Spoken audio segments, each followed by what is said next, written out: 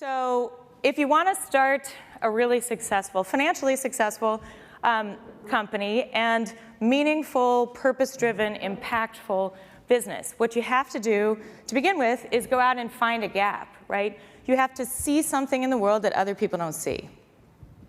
So the idea is you got to be a detective. And I'll ask this question to start. How many questions a day does a 5-year-old ask? What do you guys think?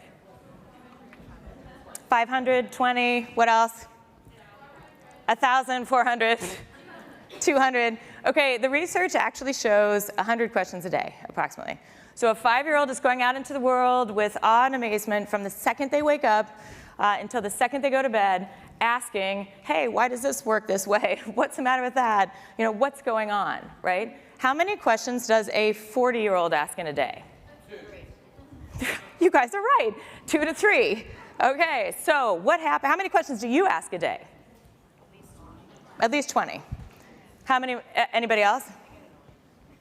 Okay, so basically what we need to understand here is that people who will create and scale success, they really keep asking questions, right? So it's a childlike wonder. You don't want to end up asking 2 to 3 questions a day because that means that you're in a rut. Right? And there's a whole generation of people that want to have original careers.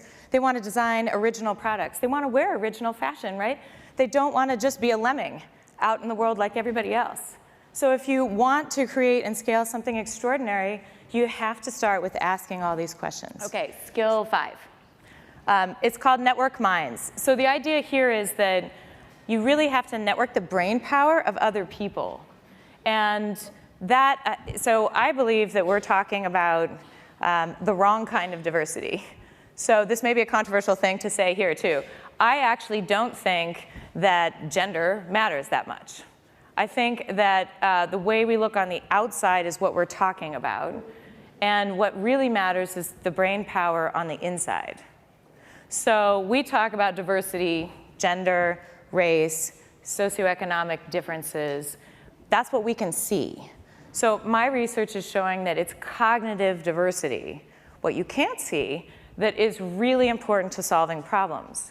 So that's, you know, are you trained as a computer scientist? Are you trained as a journalist? Are you trained as an anthropologist? You know, can you bring those types of minds together to solve problems? Sure, your background, whether you're a woman or a man, definitely informs the point of view you're bringing to a problem. But people who look the same can think very differently.